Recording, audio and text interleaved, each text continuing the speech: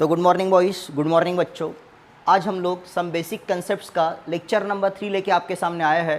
तो उसके पहले मतलब लेक्चर स्टार्ट करने के पहले मैं ओएसिस एजुकेशन वाले यूट्यूब चैनल पे आप लोग सभी का वेलकम करता हूँ। और वेलकम करने के बाद आज हम लोग सम बेसिक कंसेप्ट्स का लेक्चर नंबर 3 पढ़ेंगे। तो अभी तक हमने बेसिक कंसेप्ट्स के अंदर क्लासिफिकेशन ऑफ मैटर पढ़े कि मैटर को कैसे क्लासिफाई किया जाता है, और उससे रिलेटेड कुछ क्वेश्चन बैंक अपन ने सॉल्व किए जिसको अपन ने इलस्ट्रेशन बोले थे। इलस्ट्रेशन के कुछ क्वेश्चन अपन ने कल सॉल्व कर लिए। तो एग्जैक्टली अब इस चैप्टर के अंदर बहुत ही छोटी सी चीज़ अपने को पढ़ना है। अब इस चैप्टर में आज जो चीज़ अपन पढ़ेंगे वो चीज़ फिजिक्स के अंदर काफ़ी डिटेल में आप लोग पढ़ोगे बच्चे। केमिस्ट्री के अंदर इस चीज़ को उतना यूज़ करते हुए अपन नहीं चलेंगे, लेकिन यही चीज़ फिजिक्स के अंदर काफ़ी डिटेल में आपको पढ़ाई जाएगी। तो थोड़ा सा ओवरऑल व्यू इसका अपन देख ले कि एग्जैक्टली अब बुकलेट के अंदर ये दिया है तो इसको अपने को पढ़ना ही पड़ेगा। तो अपन बात कर रहे यूनिट की, अपना नेक्स्ट आर्टिकल है यूनिट। तो सबसे पहला सवाल ये उठता है कि यूनिट का मतलब क्या होता है, कि आखिरकार किसको अपन यूनिट बोलेंगे। तो मान के चलो अपन घर पे है, मान के चलिए अपन घर पे है और घर पे अपने मम्मी ने अपने को ये बोली कि बेटा जाओ और दुकान से 1 किलो शक्कर खरीद के लाओ, दुकान से जाओ और 1 किलो शक्कर खरीद के लाओ। तो हम लोग दुकानदार के पास जाएंगे और दुकानदार को बोलेंगे 1 किलो शक्कर दे, दुकानदार को 1 किलो शक्कर दे बोलेंगे। अब जैसे ही दुकानदार को मैंने बोल दिया कि मुझे 1 किलो शुगर चाहिए, 1 किलो शक्कर चाहिए, तो दुकानदार तुरंत मेरे को शक्कर दे देगा। दुकानदार तुरंत वेट मशीन में वो वेट करेगा और शक्कर मेरे को गिन के दे देगा। लेकिन मान के चलो मैं दुकानदार के पास गया और दुकानदार को मैंने ये बोला कि मेरे को शक्कर दे, मेरे को शक्कर दे। अब दुकानदार को जैसे ही मैं ये बोलूँगा कि मेरे को शक्कर दीजिए, मेरे को शक्कर दीजिए, तो दुकानदार तुरंत मेरे को पहला सवाल पूछेगा। दुकानदार तुरंत मेरे को पहला सवाल पूछेगा कि मैं तुझे शक्कर तो देता हूँ, मैं तुझे शक्कर देता हूँ, लेकिन मैं तुझे कितनी शक्कर दूँ, मैं तुझे कितनी शक्कर दूँ। तो सवाल ये उठ रहा है कि दुकानदार अपने को क्या पूछ रहा है, दुकानदार अपने को क्या पूछ रहा है कि दुकानदार ने अपने को ये बोला कि मैं तेरे को कितनी शक्कर दूँ, मैं तेरे को कितनी शक्कर दूँ। तो दुकानदार के पूछने का मतलब ये है, दुकानदार के पूछने का मतलब ये है कि शक्कर मैं तेरे को काय में दूँ, शक्कर मैं तेरे को काय में दूँ। मतलब दुकानदार मेरे को ये पूछ रहा है कि शक्कर मुझे काय में चाहिए, मतलब दुकानदार मुझे यूनिट पूछ रहा है बच्चे। मैं ऐसा बोल सकता हूँ, फिर मैं उसको बोलूँगा कि शक्कर मेरे को किलोग्राम में चाहिए, या शक्कर मेरे को ग्राम में चाहिए, या शक्कर मेरे को टन में चाहिए, या शक्कर मेरे को मन में चाहिए। मतलब जब भी कोई सामान अपन खरीदने जाएंगे तो सामान का यूनिट अपने को दुकानदार को बताना ही पड़ेगा, ताकि दुकानदार उस सामान को प्रॉपर तरीके से अपने को दे सके। मान के चलो दुकान के अंदर अगर मैं ऑयल खरीदने चला गया, दुकान के अंदर अगर मैं ऑयल खरीदने जाता हूँ, अब दुकानदार को मैंने ये बोला कि मेरे को ऑयल दीजिए, मेरे को ऑयल दीजिए, तो दुकानदार फिर से मेरे को वही सवाल पूछेगा कि मैं तेरे को ऑयल काय में दूँ, या मैं तेरे को ऑयल कितना दूँ। तो कितना दूँ या काय में दूँ, इसका मतलब वो मुझे ऑयल का यूनिट पूछ रहा है, वो मुझे लिक्विड सब्सटेंस का यूनिट पूछ रहा है। तो एग्जैक्टली मैं उसको बोलूँगा कि ऑयल मुझे लीटर में दीजिए, ऑयल मुझे लीटर में दीजिए, या ऑयल मुझे मिलीलीटर में दीजिए। इसका मतलब ये हुआ कि पर्टिकुलर सब्सटेंस को मेज़र करने की कुछ ना कुछ क्वांटिटी होती है बच्चे। कोई भी पर्टिकुलर सब्सटेंस है तो सब्सटेंस को मेज़र करने की कोई ना कोई क्वांटिटी जरूर होती है, और एग्जैक्टली उसी को अपन यूनिट बोलेंगे, उसी को यूनिट बोला जाएगा। तो एक लाइन में मैं ये बोल सकता हूँ, the measurable quantities, the measurable quantities is called as unit. अपन जितनी सारी मेजरेबल क्वांटिटीज है उनको जनरली यूनिट बोलेंगे, उसको यूनिट बोला जाएगा। तो अब सवाल ये उठने लगा कि अगर मैं यूनिट की बात करने लगा, अगर मैं यूनिट की बात करने लगा, तो जनरली यूनिट को अपन 3 टाइप में क्लासिफाई कर सकता है। That unit are classified into 3 type, जिसमें से पहले को अपन ऐसा यूनिट पढ़ेंगे। अपने को केमिस्ट्री के अंदर सिर्फ ऐसा यूनिट की बात करनी है बच्चों, यहाँ पे अपन यूनिट कन्वर्शन वगैरह नहीं पढ़ेंगे, वो फिजिक्स के अंदर काफ़ी डिटेल में आप लोगों को पढ़ाया जाएगा। तो यूनिट अपन 3 टाइप में क्लासिफाई कर सकता है, या यूनिट को 3 टाइप में क्लासिफाई किया जाता है, जिसमें से पहले को अपन ऐसा यूनिट बोलेंगे, the first unit is called as SI unit. दूसरे यूनिट को सीजीएस यूनिट बोला जाता है, और तीसरे यूनिट को अपन एमकेएस यूनिट बोलता है। यूनिट को 3 टाइप में अपन क्लासिफाई कर सकते हैं। पहले यूनिट को अपन ने ऐसा यूनिट बोले, फिर उसके बाद जो दूसरा यूनिट होता है उसको बोला जाता है CGS unit, and third unit is called as MKS unit. तीसरे यूनिट को अपन एमकेएस यूनिट बोलेंगे। लेकिन अपने को केमिस्ट्री के अंदर सिर्फ ऐसा यूनिट की बात करनी है बच्चों, तो सबसे पहली चीज आपको कौन सी ध्यान में रखना है? देखो, सबसे पहली चीज अपन ये ध्यान में रखेंगे कि फिजिक्स के अंदर अगर मैं ऐसा यूनिट की बात करने लगा, या फिर केमिस्ट्री के अंदर अगर मैं ऐसा यूनिट की बात करने लगा, तो फिजिक्स हो या फिर केमिस्ट्री हो, फिजिक्स या केमिस्ट्री के अंदर देयर आर 7 ऐसा यूनिट आर प्रेजेंट। मतलब अगर अपन ऐसा यूनिट की बात करने लगे तो अपने पास 7 ऐसा यूनिट बाहर निकल के आते हैं, और ये यूनिट है किसी ना किसी फिजिकल क्वांटिटी के, किसी ना किसी फिजिकल क्वांटिटी के ये यूनिट है। इसका मतलब मैं एक फिजिकल क्वांटिटी हूं, मान के चलो मैंने अपने आप को अगर फिजिकल क्वांटिटी बोला, तो मेरे अंदर मेरा कुछ ना कुछ मास है, वो मास भी मेरी फिजिकल क्वांटिटी हो गई। अपन ऐसा बोलेंगे मेरे अंदर मेरा कुछ ना कुछ वेट है, तो उस वेट को अपन फिजिकल क्वांटिटी बोलेंगे, that weight is called as physical quantity. तो एग्जैक्टली यहाँ पे अपन ऐसा यूनिट की बात कर रहे, बात हो रही है ऐसा यूनिट की। तो 7 टाइप के ऐसा यूनिट है, और 7 डिफरेंट टाइप ऑफ ऐसा unit 7 different type of physical quantity के है। तो अपन पहले बात करेंगे कि वो फिजिकल क्वांटिटी कौन कौन सी है, फिजिकल क्वांटिटी कौन कौन सी है, उसके बाद उस फिजिकल क्वांटिटी का सिंबल क्या है, उसके बाद उस फिजिकल क्वांटिटी का ऐसा यूनिट क्या है, और उसके बाद इस ऐसा यूनिट का सिंबल क्या है मेरे बच्चे, ये सबसे पहले अपने को डिस्कस करना पड़ेगा। तो अपन केमिस्ट्री के अंदर 7 फिजिकल क्वांटिटी की बात करेंगे। तो ध्यान से देखो और धीरे धीरे देखो। ये आर्टिकल आपको अभी समझ में नहीं आया तो भी कोई तकलीफ नहीं है, वैसे भी इस चैप्टर के अंदर इस आर्टिकल का कोई काम नहीं है बच्चों। ये आर्टिकल स्पेशली फिजिक्स के अंदर आएगा, तो उसके अंदर आप लोग अच्छे से पढ़ोगे। फिजिक्स के अंदर मेजरमेंट नाम का चैप्टर आएगा, तो पहला ही चैप्टर आएगा मेजरमेंट। उस मेजरमेंट के अंदर काफी डिटेल में आपको ये पढ़ाया जाएगा, लेकिन हाल फिलहाल में इसका ओरल इंट्रोडक्शन अपन ले लेते हैं। चलो, तो अपन बात करेंगे फिजिकल क्वांटिटी की। फिजिकल क्वांटिटी है तो पहली फिजिकल क्वांटिटी है लेंथ। मैं लेंथ को फिजिकल क्वांटिटी बोलूंगा। अब मुझे ये मत बोलना कि सर फिजिकल क्वांटिटी का मतलब क्या होता है, पहले ये बताओ। मैं फिर से आप लोगों के सामने दोहराना चाहूँगा कि फिजिकल क्वांटिटी क्या है, वेक्टर क्वांटिटी क्या है, स्केलर क्वांटिटी क्या है, ये फिजिक्स के अंदर काफ़ी अच्छे से आप लोग पढ़ोगे।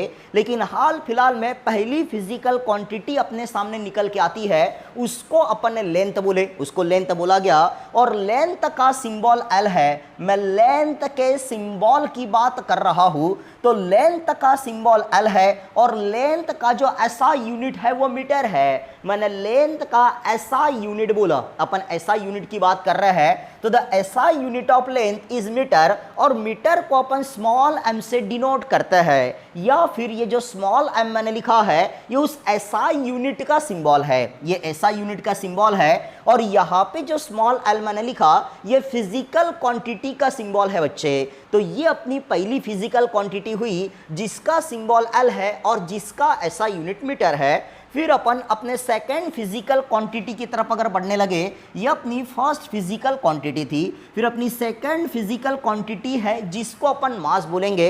अब एग्जैक्टली केमिस्ट्री के अंदर इसी मास को अपन वेट मानते हुए चलेंगे, इस मास को अपन वेट मानते हुए चलेंगे बच्चे। लेकिन फिजिक्स के अंदर आप लोग पढ़ोगे कि मास और वेट में जमीन आसमान का फर्क है, mass is equal to weight नहीं होता। लेकिन केमिस्ट्री के अंदर ये मानते हुए चला जाएगा कि मास को ही अपन वेट बोल सकते हैं, मास को वेट बोला जा सकता है। तो दूसरी फिजिकल क्वांटिटी अपने सामने निकल के आई जिसको अपन ने मास बोले, जिसको मास बोला गया, तो मास का सिंबल स्मॉल m है, मास को अपन स्मॉल m से डिनोट करेंगे। अब मास का सिंबल स्मॉल m है, लेकिन मास का जो SI यूनिट है, मैं SI यूनिट की बात कर रहा हूं। SI का मतलब होता है इंटरनेशनल स्टैंडर्ड। ये इंटरनेशनल स्टैंडर्ड की बात चल रही है कि इसका जो इंटरनेशनल यूनिट है वो किलोग्राम है। यहाँ पे अपन ने केजी लिखे और किलोग्राम का सिंबल केजी है, किलोग्राम का सिंबल केजी है। मतलब यहाँ पे जो मास है इसका ऐसा यूनिट किलोग्राम है। उसके बाद अपने सामने तीसरी फिजिकल क्वांटिटी निकल के आती है जिसको अपन टाइम बोलेंगे, जिसको समय बोला जाएगा। तो एग्जैक्टली ये जो टाइम है, एग्जैक्टली ये जो टाइम है, टाइम का सिंबल स्मॉल टी है, टाइम का सिंबल स्मॉल टी है। और ये जो टाइम है मेरे बच्चे, इस टाइम का ऐसा यूनिट सेकेंड है, टाइम का ऐसा यूनिट सेकेंड होता है जिसको अपन स्मॉल एल से रिप्रेजेंट करेंगे, स्मॉल एस से रिप्रेजेंट करेंगे, या स्मॉल एस से अपन डिनोट भी कर सकता है, ध्यान में रखते हुए चलना है। उसके बाद जो फिर फोर्थ फिजिकल क्वांटिटी अपने सामने निकल के आएगी उसको अपन इलेक्ट्रिक करंट बोलेंगे, उसको इलेक्ट्रिक करंट बोला गया। अपन इलेक्ट्रिक करंट की बात कर रहे हैं तो एग्जैक्टली यहाँ पे करंट है, यहाँ पे करंट मेरे को दिख रहा है। तो करंट को अपन I से डिनोट करेंगे, that current is denoted bye I and the unit of current is ampere. Current का यूनिट एम्पियर होता है, लेकिन एम्पियर करंट का ऐसा यूनिट है मेरे बच्चे, ये चीज ध्यान में रखते हुए चलना है कि अपन ने एम्पियर करंट का यूनिट जरूर लिखे, लेकिन एम्पियर करंट का ऐसा यूनिट है। फिर इस एम्पियर को अपन कैपिटल ए से रिप्रेजेंट कर सकता है, ध्यान में रखना। उसके बाद अपने सामने जो पांचवी फिजिकल क्वांटिटी निकल के आएगी उसको अपन टेम्परेचर बोलेंगे। टेम्परेचर ये पांचवी फिजिकल क्वांटिटी है और इस टेम्परेचर को अपन कैपिटल टी से डिनोट करेंगे, या टेम्परेचर का जो सिंबल है वो कैपिटल टी है। अब टेम्परेचर का जो ऐसा यूनिट है वो है केल्विन मेरे बच्चे, यहाँ पे अपन ने केल्विन लिखे।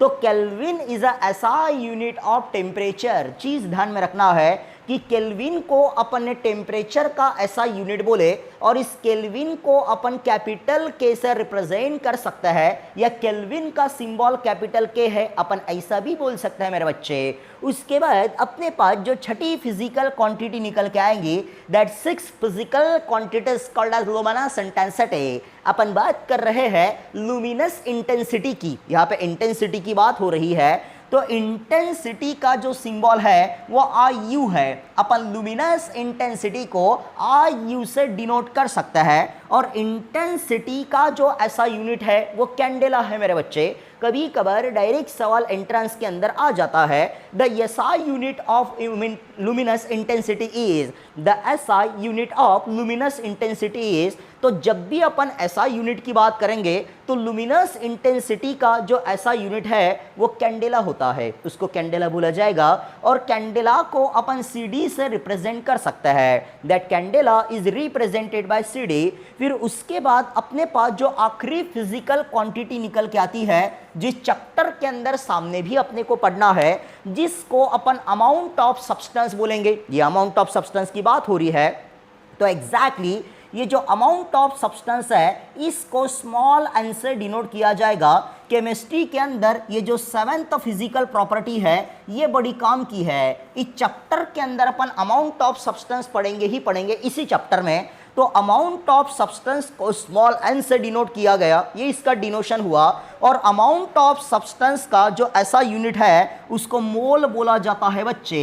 इस चैप्टर के अंदर ये होने के बाद अपने को मोल कॉन्सेप्ट ही पढ़ना है कि आखिरकार मोल कॉन्सेप्ट क्या होता है, पढ़ेंगे अपन। और ये जो मोल है, ये जो मोल है इसका सिंबल भी मोल है, इसको मोल ही बोला जाता है। तो एग्जैक्टली ये कुछ बेसिक सी ऐसा क्वांटिटीज थी या ऐसा यूनिट थे जो अपने को ध्यान में रखते हुए चलना है। वैसे देखा जाए तो ये केमिस्ट्री के लिए उतना इम्पॉर्टेंट नहीं है, इम्पॉर्टेंट नहीं है। ये फिजिक्स के अंदर काफ़ी डिटेल में आप लोग पढ़ोगे कि ऐसा यूनिट क्या होता है, CGS यूनिट क्या होता है और MKS यूनिट क्या होता है। बुलाती है बात समझ में। अब देखो क्या होता है। अब एग्जैक्टली इतना पढ़ने के बाद केमिस्ट्री के अंदर अपन कुछ यूनिट कन्वर्शन पढ़ेंगे। अब देखा जाए तो बुकलेट के अंदर बहुत सारे यूनिट कन्वर्शन दिए हैं, लेकिन उतने यूनिट कन्वर्शन का अपने को केमिस्ट्री में काम नहीं है बच्चों। क्योंकि फुकट का टाइम पास यहाँ पे हो जाएगा, तो मैं कुछ इंपॉर्टेंट यूनिट कन्वर्शन की बात करूंगा, जो यूनिट कन्वर्शन आने वाले समय में इस चैप्टर में या पूरे फिजिकल केमिस्ट्री में अपन यूज करते हुए चलेंगे। तो पहला और बहुत ही इंपॉर्टेंट काम कौन सा है, ध्यान से देखो। पहला इंपॉर्टेंट काम है कि यहाँ पे मैंने 1 kg लिखा, यहाँ पे मैंने 1 kg लिखा, तो 1 kg इज इक्वल टू होता है 1000 gram. 1 kg is equal to 1000 gram. 1 kilo का मतलब 1000 ग्राम होता है, 1 किलो का मतलब 1000 ग्राम। तो 1 kg इज इक्वल टू 1000 ग्राम अगर हुआ, 1 kg इज इक्वल टू 1000 ग्राम हुआ, तो यहाँ पे 1 kg को मैंने एज इट इज रखा, 1 kg को मैंने एज इट इज रखा, और ये 1000 है मतलब 10 टू द पावर 3 है, अपन ऐसा बोलेंगे। तो 1 kg is equal to 10 to the power 3 gram. यह पहला अना बड़ा इंपॉर्टेंट कन्वर्सन है जो अपने को ध्यान में रखना है कि कल चल के मैंने आप लोगों को ये बोला कि kg को ग्राम में कन्वर्ट करना है, kg को ग्राम में कन्वर्ट करना है, तो तुरंत आपका जवाब होना चाहिए कि sir 1 kg is equal to 10 to the power 3 gram होता है। 1 kg is equal to 10 to the power 3 gram. तो मेरे को ये बताओ बच्चों कि 1 kg is equal to 10 to the power 3 gram हुआ, तो मान के चलो यहाँ पे मैंने 1 ग्राम लिखा, यहाँ पे मैंने 1 ग्राम लिखा, तो 1 ग्राम इज इक्वल टू क्या 10 टू द पावर -3 किलोग्राम नहीं होगा? हाँ वही तो बोल रहा हूँ मेरे बच्चे, वही तो बात है कि एग्जैक्टली अगर 1 kg is equal to 10 to the power 3 gram है, 1 kg इज इक्वल टू अगर 10 टू द पावर 3 ग्राम है, तो 1 gram is equal to 10 to the power -3 kilogram होता है मेरे बच्चे। ये चीज़ तेरे को ध्यान में रखते हुए चलना है। अब देखो इस चैप्टर में और कुछ चीज़ों का अपन यूज़ करेंगे। अभी शायद आप लोगों ने चावल का बोरा देखे होंगे, चावल का बड़े से बोरे की मैं बात कर रहा हूँ। तो चावल का जो बड़ा बोरा होता है, चावल का जो बड़ा बोरा होता है, उस बड़े बोरे के अंदर 100 किलो चावल होते हैं, उस बड़े बोरे के अंदर 100 किलो चावल होता है। और जो किसान लोग होते हैं वो ये बोलते हैं कि मेरे घर में 1 बोरा चावल हुआ, मेरे घर में 2 बोरे चावल हुए, लेकिन वो किसान लोग ऐसे नहीं बोलते कि मेरे घर में 100 बोरे चावल हुए, 10 बोरे चावल हुए, 50 बोरे चावल हुए। उसको अगर अपन ने पूछे कि आपके खेत में कितने चावल हुए, तो किसान अपने को बोलता है 2 क्विंटल हुए, 3 क्विंटल हुए, 100 क्विंटल हुए या 500 क्विंटल हुए, ऐसा अपने को बताता है। इसका मतलब यहाँ पे अगर मैं 1 क्विंटल की बात करने लगा, यहाँ पे अगर मैं 1 क्विंटल की बात करने लगा, मैं क्विंटल की बात करता हूँ, तो 1 क्विंटल का मतलब चावल का एक बोरा, 1 क्विंटल का मतलब चावल का एक बड़ा वाला बोरा होता है। और चावल के बड़े बोरे के अंदर 100 किलो चावल होते हैं। इसका मतलब 1 quintal is equal to 100 kg, 1 quintal is equal to 100 kg हो जाएगा। तो जो चावल का एक बड़ा सा बोरा है उसको अपन 1 क्विंटल बोलेंगे, ये चीज़ ध्यान में रखते हुए चलना। तो 1 quintal is equal to 100 kg हुआ, 1 quintal is equal to 100 kg हुआ। तो यहाँ से इसको मैं ऐसा भी लिख सकता हूँ कि 1 quintal is equal to 10 to the power 2 kg, 1 quintal is equal to 10 to the power 2 kg, मैं ऐसा लिख सकता हूँ। और अगर मैं ऐसा लिख सकता हूँ मेरे बच्चे कि 1 quintal is equal to 10 to the power 2 kg, तो यही से मैं ये भी लिख सकता हूँ कि 1 kg, यहाँ पे मैंने 1 kg लिखा। तो अब मेरे को ये बताओ 1 kg इज इक्वल टू कितना quintal, 1 kg is equal to कितना क्विंटल? तो आप लोग बोलोगे कि sir 1 quintal is equal to अगर 10 टू द पावर 2 kg होता है, तो 1 kg is equal to 10 to the power -2 quintal होगा। वेरी गुड मेरे बच्चे, यही तो जो चीज़ है जो आपको बतानी थी कि 1 kg, यहाँ पे 1 kg लिखा है, 1 kg is equal to 10 to the power -2 quintal होता है। ये भी एक बड़ी इंपॉर्टेंट चीज़ सामने निकल के आएगी। क्वेश्चन को सॉल्व करते समय इसको अपन यूज़ करते हुए चलेंगे, ध्यान में रखना है। बुलाती है बात समझ में? अब देखो क्या हुआ। अब 1 quintal is equal to 10 to the power 2 kg हुआ। तो यहाँ से अब मुझे ये बताइए कि यहाँ पे ये जो क्विंटल है, यहाँ पे ये जो क्विंटल है, इस क्विंटल को मुझे ग्राम में लिखना है, क्विंटल को मुझे ग्राम में लिखना है। तो सबसे पहले इसको केजी में मैं कन्वर्ट करूंगा। तो 1 quintal is equal to 10 to the power 2 kg है, 1 quintal is equal to 10 to the power 2 kg। और 1 kg का मतलब होता है 10 to the power 3 gram, 1 kg का मतलब 10 टू द पावर 3 ग्राम। तो यहाँ से एक रिलेशन बाहर निकल के आता है कि यहाँ पे मैंने 1 क्विंटल लिखा, यहाँ पे मैंने 1 क्विंटल लिखा, तो 1 quintal is equal to 10 to the power 5 gram. क्या मैं ऐसा नहीं लिख सकता मेरे बच्चे? लिख सकता हूं। ध्यान में रखना है, ये भी एक इंपॉर्टेंट कन्वर्शन है जो इसी चैप्टर में सामने अपने को देखने को मिलेगा। तो 1 quintal is equal to 10 to the power 5 gram होता है। ध्यान में रखिएगा, अपन ज़्यादा यूनिट कन्वर्शन इस लेसन के अंदर नहीं पढ़ेंगे। वो बुकलेट में देने के लिए बहुत सारे यूनिट कन्वर्शन अपने को दिए हैं, लेकिन उतने यूनिट कन्वर्शन का केमिस्ट्री में अपने को कोई काम नहीं है। केमिस्ट्री के अंदर ज़्यादा कैलकुलेशन वाला पोर्शन अपन नहीं पढ़ेंगे, क्योंकि केमिस्ट्री के अंदर सिर्फ फिजिकल केमिस्ट्री के 5-6 लेसन में कैलकुलेशन है। बाकी तो अपने को ऑर्गेनिक केमिस्ट्री और इनऑर्गेनिक केमिस्ट्री के साथ डील करना है, लेकिन थोड़े बहुत अपने को काम के लगता है तो वो अपन यहाँ पे डिस्कस कर रहे हैं। उसके बाद अपने को गरज पड़ती है, अपने को सेकंड टाइप की गरज पड़ेगी। मान के चलो बच्चों, यहाँ पे मैंने 1 लीटर लिखा, यहाँ पे मैंने 1 लीटर लिखा, 1 लीटर। तो पहली चीज आप लोग ये ध्यान में रखोगे कि ये जो 1 लीटर है मेरे बच्चे, यहाँ पे जो 1 लीटर मैंने लिखा, 1 लीटर का मतलब होता है 1000 मिलीलीटर। 1 लीटर का मतलब 1000 मिलीलीटर है। अब 1 लीटर का मतलब 1000 मिलीलीटर। 1 लीटर का मतलब अगर 1000 मिलीलीटर है तो यहां से इसको मैं ऐसा भी लिख सकता हूं, 1 litre is equal to 10 to the power 3 millilitre. क्या मैं ऐसा नहीं लिख सकता?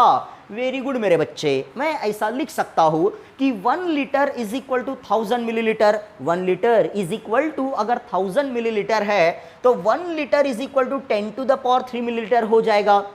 तो अब मुझे यहां से ये बताइए कि मान के चलो मैंने 1 मिलीलीटर लिखा, तो क्या 1 millilitre is equal to 10 to the power -3 litre नहीं हो जाएगा? हो जाएगा। वही तो मैं बताने की कोशिश कर रहा हूं कि 1 litre is equal to 10 to the power 3 millilitre है। 1 litre is equal to 10 to the power 3 millilitre है, तो 1 millilitre is equal to 10 to the power -3 litre हो जाएगा। ये भी एक चीज अपने को ध्यान में रखते हुए चलना है। अब देखो क्या हुआ, अब मान के चलो बच्चों, यहाँ पे फिर से मैंने 1 लीटर लिखा, यहाँ पे फिर से मैंने 1 लीटर लिखा, तो 1 लीटर का मतलब 1 dm³ भी होता है। ये भी एक इंपॉर्टेंट चीज सामने निकल के आती है जो अपने को ध्यान में रखना है कि कल चल के अपने को लीटर दिखा, तो इस 1 लीटर को अपन 1 dm³ भी बोलते हुए चल सकता है। 1 litre is equal to 1 dm³ भी होता है। 1 litre is equal to 1 dm³, तो मैंने बोला 100 लीटर तो 100 dm³ हो जाएगा। ये भी एक इंपॉर्टेंट चीज बाहर निकल के आती है, तो ये भी चीज अपने को ध्यान में रखते हुए चलना है। बस केमिस्ट्री के अंदर अपन मास और वॉल्यूम की ही बात करता है, इसीलिए इतने ही यूनिट कन्वर्शन का अपने को काम है।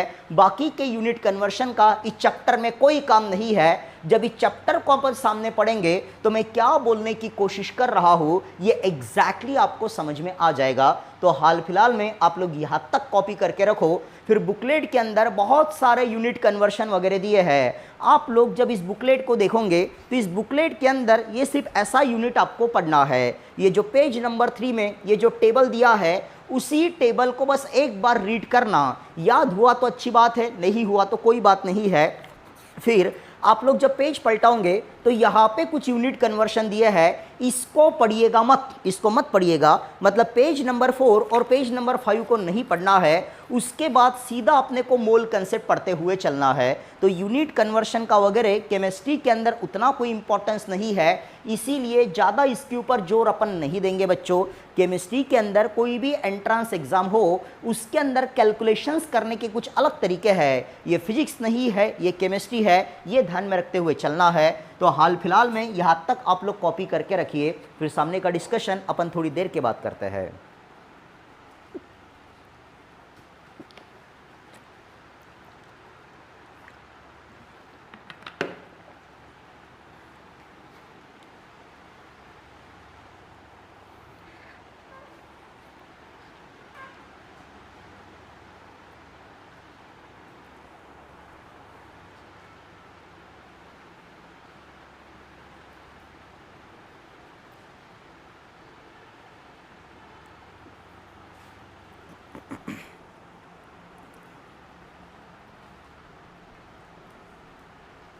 चलो, तो आई होप आपने कॉपी कर लिए होंगे बच्चों। तो इसको मैं इरेज कर देता हूँ।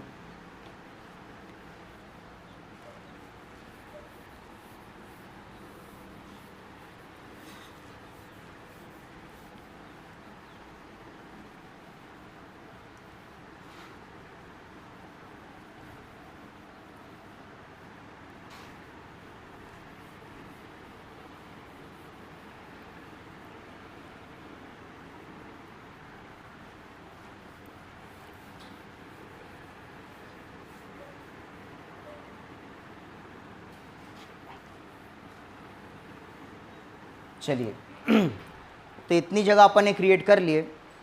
अब इतनी जगह क्रिएट करने के बाद मैं बार बार आपको ये चीज़ बोल रहा हूँ कि यूनिट कन्वर्शन के अंदर यूनिट के अंदर इतनी ही चीज़ें अपने को रीड करना था और फिर डायरेक्ट इस चैप्टर के बहुत ही इंपॉर्टेंट कंसेप्ट की अपन बात करेंगे, बहुत ही ज़्यादा इंपॉर्टेंट आर्टिकल अपन पढ़ेंगे और उस आर्टिकल को बोला गया है मोल कंसेप्ट। यहाँ पे मोल कंसेप्ट की अपन बात करेंगे। अब इस चैप्टर के अंदर सवाल अगर कहीं से आना है तो मोल कंसेप्ट से ही सवाल आता है बच्चों। मैक्सिमम बच्चे ऐसे होते हैं जो 11th और 12th स्टैंडर्ड के होते हैं, वो ये बोलता है कि सर मोल कंसेप्ट मेरे को समझ में ही नहीं आता, मैं कितनी भी बार पढ़ता हूँ लेकिन मोल कंसेप्ट मेरे को समझ में नहीं आता। तो ये मेरा आप लोगों से प्रॉमिस है बच्चों, मोल कंसेप्ट को मैं जैसा पढ़ाऊँगा, जिस जिस चीज़ों की मैं बात करूँगा या जिस ट्रिक्स की मैं बात करूँगा, उसी ट्रिक को अगर आप लोगों ने फॉलो कर लिए तो दुनिया का कोई भी सवाल अगर मोल कंसेप्ट के अंदर आता हो तो श्योर शॉट 100% उसको आप लोग सॉल्व करके आओगे ही आओगे। फिर किताब के अंदर या बुकलेट के अंदर कौन सी मेथड दी है उसके साथ अपने को कुछ लेना देना नहीं है। मोल कंसेप्ट के क्वेश्चन सॉल्व करने की मैं ट्रिक आप लोगों को बताऊंगा, मैं कुछ इंपॉर्टेंट फार्मूले बताऊंगा जो फार्मूले मैंने खुद ने डिराइव किए हैं, उसको पकड़ के अगर क्वेश्चन को सॉल्व करोगे तो सारे के सारे क्वेश्चन आसानी से सॉल्व होंगे। बुकलेट के अंदर से आपको सिर्फ क्वेश्चन देखना है। ये जो बुकलेट आपको प्रोवाइड की गई है उस बुकलेट के अंदर सिर्फ क्वेश्चन देखो और वीडियो देखते समय साथ साथ में नोट्स बनाते हुए चलो। बस यही काम आपको अच्छे से करना है ताकि आने वाले समय में हर एक क्वेश्चन अपना आसानी से सॉल्व हो सके। अब देखो मोल कंसेप्ट के अंदर अपने को पढ़ना क्या है, तो एकदम बेसिक लेवल से अपन चालू करेंगे। देखिएगा क्या होता है। ये जो मोल कंसेप्ट है ये अपने आप में वेरी वेरी इंपॉर्टेंट आर्टिकल है, क्योंकि फिजिकल केमिस्ट्री के अंदर मैं पूरे के पूरे फिजिकल केमिस्ट्री की बात कर रहा हूँ। फिर फिजिकल केमिस्ट्री का कोई भी लेसन हो, फिजिकल केमिस्ट्री के मैक्सिमम लेसन के अंदर ये जो मोल कंसेप्ट है इसको अपने को यूज़ करते हुए चलना ही पड़ता है कि मोल कंसेप्ट के बिना अपना काम जनरली नहीं होता है बच्चों। तो ध्यान से देखिएगा क्या होता है। अब मोल कंसेप्ट समझने से पहले मान के चलो यहाँ पर मैंने कुछ इस तरह की सीन क्रिएट कर दिया, यहाँ पर मैंने 1 डजन लिखा, यहाँ पे मैंने 1 डजन लिखा। अब मैंने आप लोगों को ये बोला कि बच्चों बताओ 1 डजन का मतलब कितना, 1 दर्जन का मतलब कितना होता है या 1 डजन का मतलब कितना होता है। तो मैक्सिमम बच्चे बोलेंगे सर 1 डजन का मतलब 12, 1 डजन का मतलब 12 होता है। फिर से सुनो मैंने सवाल क्या बोला था, मैंने सवाल ये बोला था बच्चे कि 1 डजन का मतलब कितना, मैंने 1 डजन का मतलब कितना बोला तो आप लोग ये जवाब दोगे सर 1 डजन का मतलब 12 होता है, 1 डजन का मतलब 12 होता है। फिर मैंने आप लोगों से ये सवाल पूछा कि 1 डजन का मतलब 12 जरूर है, 1 डजन का मतलब 12 जरूर है, पर 12 क्या है। मैंने ये बोला कि 1 डजन इज इक्वल टू 12 हुआ, लेकिन ये 12 क्या है, ये 12 क्या है। मैं अगर ऐसा सवाल पूछने लगा तो आप लोग बोलोगे कि सर आपने ये नहीं बताया कि 1 डजन क्या बताना है, 1 डजन क्या बताना है। लेकिन अब मान के चलो यहाँ पे मैंने लिखा, यहाँ पर मैंने बोला 1 डजन पेन। यहाँ पे अगर मैं 1 डजन पेन की बात करने लगा तो आप लोग अभी आसानी से जवाब दोगे कि सर 1 डजन पेन का मतलब 12 पेन हो जाएगा, 1 डजन पेन का मतलब 12 पेन हो जाएगा। अगर मैंने आप लोगों को ये बोला कि बच्चों बताओ 1 डजन बुक, यहाँ पे 1 डजन बुक मैंने लिखा, तो 1 dozen book is equal to कितना, 1 dozen book is equal to कितना। तो आप लोग बोलोगे सर 1 dozen book is equal to 12 book, 1 dozen book is equal to 12 book हो गई। मैंने आप लोगों को ये बोला बच्चों कि 1 डजन टेबल, यहाँ पे 1 डजन टेबल की मैं बात करने लगा, 1 दर्जन टेबल की मैं बात करने लगा, तो 1 दर्जन टेबल का मतलब 12 टेबल हो गए, 1 दर्जन टेबल का मतलब 12 टेबल। मैंने आपको ये बोला कि यहाँ पे मेरे को 1 डजन हाथी होना, 1 डजन हाथी, मैंने 1 डजन हाथी की बात कर लिया, तो 1 डजन हाथी इज इक्वल टू 12 हाथी, 1 डजन हाथी इज इक्वल टू 12 हाथी हो जाता है। या फिर मैंने आप लोगों को ये बोला कि मेरे को बताओ 1 डजन, यहाँ पे 1 डजन मैंने लिखा, 1 डजन अंडे या 1 दर्जन एग्स, 1 दर्जन एग, तो आप लोग बोलोगे सर 1 दर्जन अंडे मतलब 12 अंडे हो गए, कुछ इस तरह से। अब देखो क्या होता है, अभी सबसे पहले अपने को क्या पता था, तो सबसे पहले अपने को ये रिलेशन पता था, अपने को ये वाला रिलेशन पता था कि 1 दर्जन इज इक्वल टू 12 होता है, 1 दर्जन इज इक्वल टू 12 होता है। लेकिन अब सवाल ये उठने लगा कि 1 डजन इज इक्वल टू 12 जरूर है, 1 डजन इज इक्वल टू 12 जरूर है, पर वो 12 पेन हो सकता है, वो 12 बुक हो सकता है, वो 12 टेबल हो सकता है, वो 12 हाथी हो सकता है, या वो 12 कुछ भी हो सकता है। 1 दर्जन का मतलब 12 जरूर है। तो ये जो 12 है, ये जो 12 है, ये 12 कंप्यूटर हो सकता है, पेन हो सकता है, चॉकलेट हो सकता है, बिस्किट भी हो सकता है। मतलब घुमा फिरा के ये जो पेन है, बुक है, टेबल है या हाथी है, इनको मैं पार्टिकल बोलूंगा बच्चे, इनको अपन पार्टिकल बोलेंगे, इनको अपन पार्टिकल्स बोलेंगे। तो अपने को एक चीज पता चली कि 1 dozen is equal to 12 particle, 1 दर्जन इज इक्वल टू 12 पार्टिकल होता है, या 1 dozen is equal to 12 particle. ये पहली चीज मेरे को पता चली कि 1 dozen is equal to 12 particle, 1 dozen is equal to 12 particle. तो अब सवाल ये उठने लगा, अब सवाल ये उठने लगा कि केमिस्ट्री के अंदर ऐसा सवाल उठ सकता है कि मान के चलो केमिस्ट्री के अंदर कोई पर्टिकुलर चीज़ मेरे को खरीदने जानी है, कोई पर्टिकुलर चीज़ मेरे को खरीदने जानी है। मान के चलो मेरे को HCl खरीदने जाना है, मेरे को केमिस्ट्री का कोई सॉल्यूशन खरीदने जाना है। तो अगर दुकानदार के पास मैं गया और उसको मैंने बोला मेरे को एक दर्जन मेरे को 1 डजन HCl दे, तो वो मेरे को नहीं दे सकता, वो मेरे को 1 डजन HCl नहीं दे सकता। तो सवाल ये उठता है, सवाल ये उठता है कि एग्जैक्टली केमिस्ट्री के अंदर अपन पर्टिकुलर चीज़ों को कैसे मांगेंगे, या पर्टिकुलर चीज़ों को मेजर करने की क्वांटिटी कौन सी है। तो यहाँ पे बात आती है बच्चे मोल कंसेप्ट की, यहाँ पे मोल कंसेप्ट की बात आती है। तो थोड़ा सा ध्यान से देखिएगा क्या होता है। जिस तरह से मैंने 1 दर्जन का मतलब 12 बोला, 1 डजन का मतलब मैंने जिस तरह से 12 बोला, उसी तरह से अगर मैं यहाँ पे मोल की बात करने लगा, मैं यहाँ पे अगर 1 मोल की बात करने लगा, मैं फिर से एक चीज़ दोहराना चाहूँगा बच्चे, इस मोल कंसेप्ट वाला जो आर्टिकल है बुकलेट में चाहे जैसे लिखा हो उसको आपको फॉलो नहीं करना है। यहाँ पे मोल कंसेप्ट का एक अलग गेम अपन करने जा रहे हैं, और मोल कंसेप्ट का जो गेम मैं आप लोगों को बताऊंगा, उस गेम को खेल के 100% अपन आने वाले समय में गोल मार के आएंगे ही आएंगे, या 100% अपन क्वेश्चन को सॉल्व करके आएंगे ही आएंगे। इसलिए बेटर है कि मोल कंसेप्ट मैं जैसा पढ़ाऊँ वैसे के वैसे आप लोग फॉलो कीजिएगा, और उसी तरीके से क्वेश्चन को सॉल्व करने की कोशिश कीजिएगा। बुकलेट के अंदर से मोल कंसेप्ट को पढ़ने की कोशिश मत करना। अब देख क्या होता है, जिस तरह से मैंने 1 डजन लिखा, जिस तरह से मैंने 1 डजन लिखा, उसी तरह से सवाल ये उठता है कि 1 मोल का मतलब कितना, 1 मोल का मतलब कितना होता है। तो ध्यान में रखिएगा बच्चों, ये जो 1 मोल है, ये जो 1 मोल है, 1 मोल का मतलब होता है 6.022 इंटू 10 टू द पावर 23। ये बहुत ही इंपॉर्टेंट रिलेशन है जो अपने को ध्यान में रखना है कि 1 mole is equal to 6.022 into 10 to the power 23 होता है मेरे बच्चे। यहाँ पे जब भी मैंने ये बोला कि 1 दर्जन इज इक्वल टू 12, लेकिन 12 क्या, तो 12 पार्टिकल थे, 12 पार्टिकल थे। तो उसी तरह से 1 mole is equal to 6.022 into 10 to the power 23। तो ये भी पार्टिकल होंगे बच्चों, ये भी पार्टिकल्स होंगे, इनको भी अपन पार्टिकल बोलेंगे। तो मैंने ये बोला कि 1 मोल का मतलब कितने पार्टिकल, 1 मोल का मतलब कितने पार्टिकल। तो 1 मोल का मतलब इतने सारे पार्टिकल, ये कोई छोटा नंबर नहीं है, ये बहुत बड़ा नंबर है बच्चों, ये बहुत बड़ा नंबर है। तो अब सवाल ये उठने लगा कि केमिस्ट्री के अंदर पार्टिकल को अपन क्या बोलेंगे, केमिस्ट्री के अंदर इन पार्टिकल्स को क्या बोला जाएगा।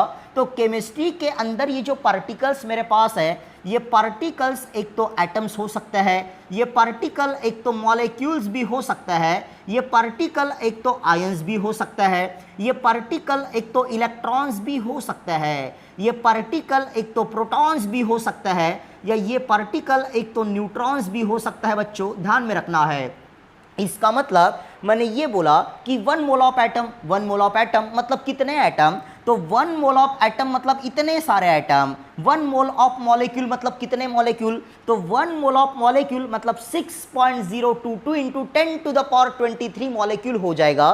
तो यहाँ पे मैं देखो क्या करता हूँ, अब अपने को ये पता चला कि 1 mole is equal to 6.022 into 10⁻23 particle, तो ये एक नंबर है बच्चों, इसको एक नंबर बोलेंगे। और ये जो नंबर है, ये जो नंबर अपने सामने निकल के आया, इस नंबर को अवेगैड्रोस नाम के साइंटिस्ट ने डिस्कवर किया था। That number is discovered by Avogadro, इसको अवेगैड्रोस नाम के साइंटिस्ट ने डिस्कवर किया था। इसीलिए उसके एट्रिब्यूट में इस नंबर को प्यार से अवेगैड्रोस नंबर बोला जाता है। That number is called as Avogadro number. ये जो 6.022 इंटू 10⁻23 है, इस नंबर को प्यार से अपन अवेगैड्रो नंबर बोलेंगे। तो इस नंबर को मैंने अवेगैड्रो नंबर बोला, ये पहली चीज। फिर उसके बाद ये जो अवेगैड्रोस नंबर है, ये जो अवेगैड्रोस नंबर है, इस अवेगैड्रो नंबर को अपन Na से रिप्रेजेंट करेंगे। तो कल चल के मैंने कैपिटल N लिखा, और इसके साइड में A लिखा, ये भी कैपिटल A ही है। तो यहाँ पे मैंने Na लिखा, तो Na का मतलब होता है अवेगैड्रोस नंबर, Na का मतलब अवेगैड्रो नंबर हो जाएगा। तो Na को अगर मैंने अवेगैड्रोस नंबर बोला, मैंने Na को अवेगैड्रो नंबर बोला, तो अवेगैड्रो नंबर की वैल्यू ये है, और ये कांस्टेंट है बच्चों, ये कभी चेंज नहीं होगी। ये चीज़ अपने को ध्यान में रखते हुए चलना है।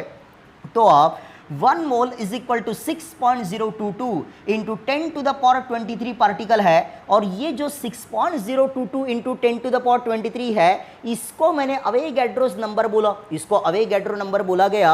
और इसी अवेगैड्रो नंबर को मैंने Na बोला। इसका मतलब ये हुआ, इसका मतलब यहाँ पे ये निकल के आता है कि मान के चलो यहाँ पे मैं Na की बात करने लगा, तो इस Na को अपन अवेगैड्रोस नंबर बोलेंगे। That Na is called as Avogadro's number, इसको अवेगैड्रोस नंबर बोला जाएगा। ये अवेगैड्रो नंबर है, और इस अवेगैड्रो नंबर की वैल्यू कांस्टेंट है, और इसकी वैल्यू रहेगी 6.022 इंटू 10⁻23। ये Na की वैल्यू है बच्चों, ध्यान में रखना है।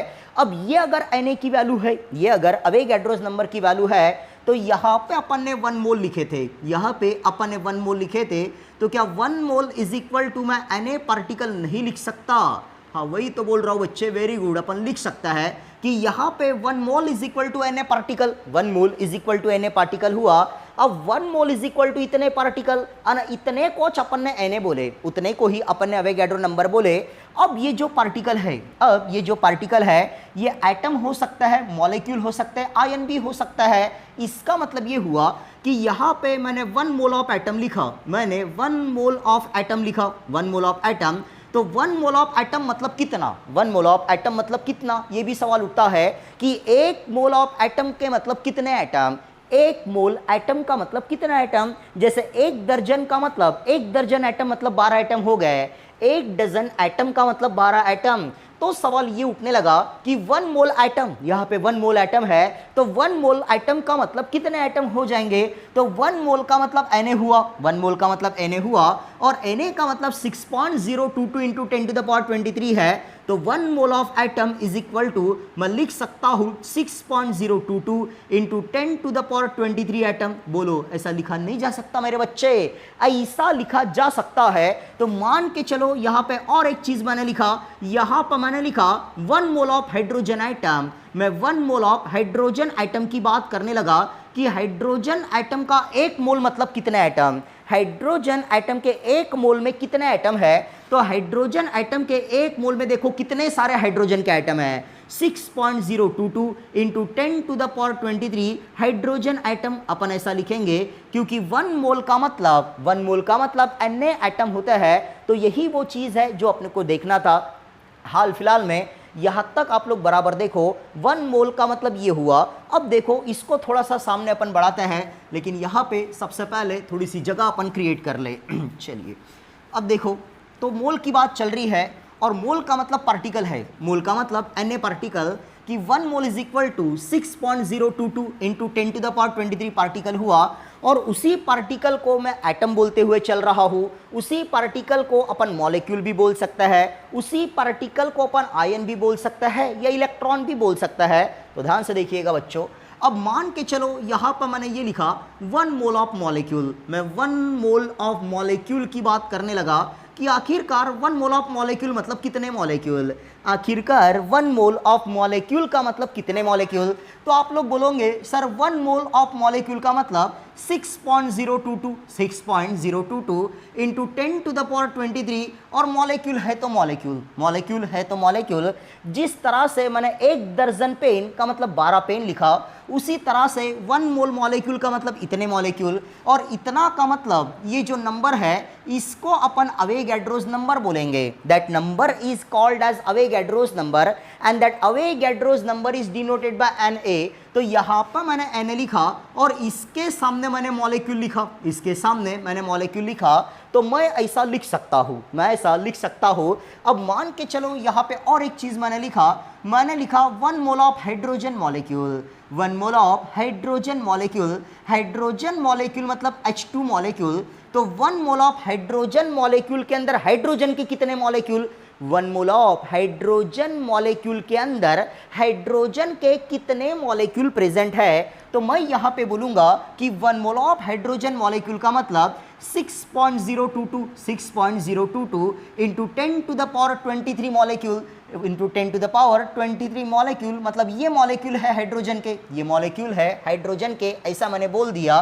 तो यहाँ पे 6.022 की जगह पे मैंने Na लिखा और मॉलिक्यूल है हाइड्रोजन के मॉलिक्यूल, तो यहाँ पे लिखा जाएगा H2 मॉलिक्यूल, ऐसा अपन बोल सकता है बच्चों। बोला हाँ कि ना?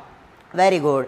अब ऐसा अगर मैं बोलने लगा तो यहाँ पे और एक चीज़ मैं कर सकता हूँ कि मान के चलो अभी मैंने ये लिखा 1 मोल, यहाँ पे मैंने 1 मोल लिखा, मैंने 1 मोल ऑफ आयन लिखा, मैंने 1 मोल ऑफ आयंस लिखा। तो अब मुझे ये बताओ 1 मोल ऑफ आयन का मतलब कितने आयन? 1 मोल ऑफ आयन का मतलब कितने आयन? तो आप लोग बोलोगे 1 मोल ऑफ आयन का मतलब Na आयन, ऐसा आप लोग बोल सकते हो कि सर 1 मोल ऑफ आयन का मतलब Na आयन, क्योंकि 1 मोल का मतलब Na पार्टिकल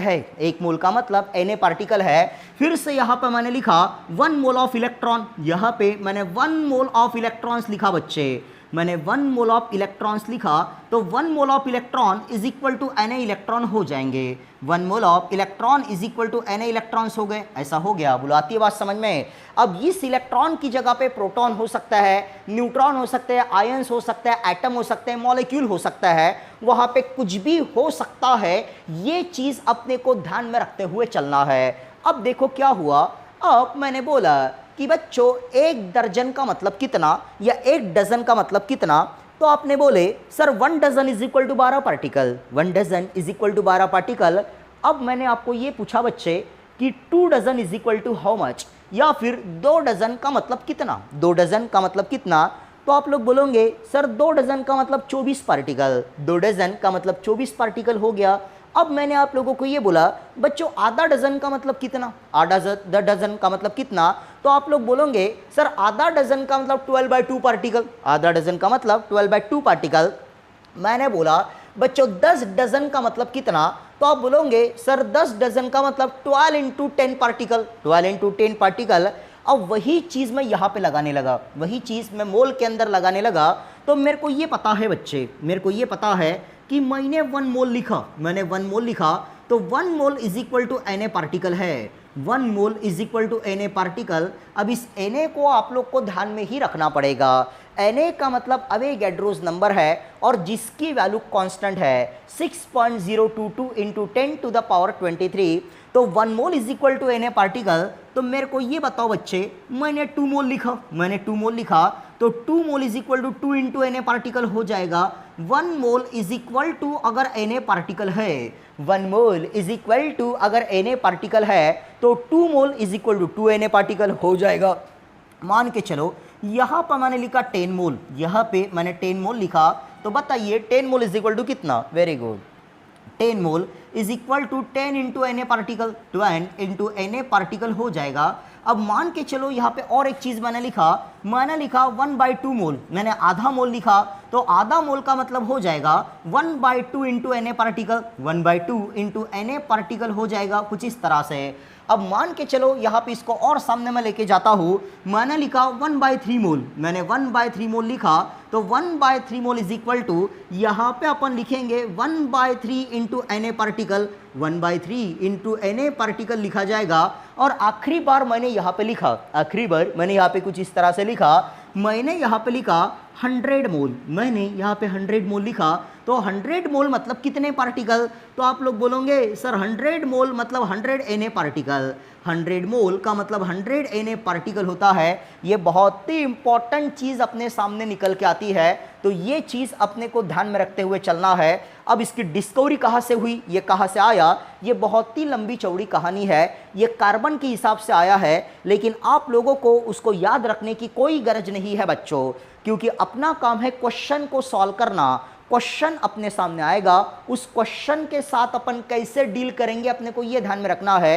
ये 12 कार्बन की कहानी है, ये कार्बन के हिसाब से इस क्वांटिटी को डिस्कवर किया गया, लेकिन उसके ऊपर अपने को ज़्यादा ध्यान नहीं देना है। अपना काम है सिर्फ क्वेश्चन आया और क्वेश्चन के ऊपर कौन सी ट्रिक अपन ने अप्लाई किए, कौन सा फार्मूला अपन ने अप्लाई किए, जिसके हिसाब से उस क्वेश्चन को अपने को पिक करना पड़ता है, उस क्वेश्चन को अपने को सॉल्व करना पड़ता है। ये चीज़ ध्यान में रखते हुए चलिएगा। चलो, तो यहाँ तक काफ़ी अच्छे से आप लोग कॉपी करके रखो। तो आज का लेक्चर अभी अपन अपना यहीं पे ख़त्म करता है, लेकिन ये लेक्चर अगर समझ में नहीं आया, थोड़ा सा फास्ट अगर हो रहा होगा, तो इस वीडियो को बार बार पॉज कर करके देखना या रिवाइंड कर करके देखना, क्योंकि बहुत ही इंपॉर्टेंट लेक्चर अपने सामने आया है। इस लेक्चर के अंदर अपने को Na की कहानी पता चली, अवोगाड्रो नंबर की बात पता चली, और फिर इसी लेक्चर को नेक्स्ट लेक्चर में अपन सामने बढ़ाएंगे। लेकिन हाल फिलहाल में अच्छे से इसको रीड कीजिएगा और अच्छे से इसको कॉपी करके रखिएगा। चलो फिर मिलते हैं अपने नेक्स्ट वीडियो के अंदर, तब तक के लिए थैंक यू।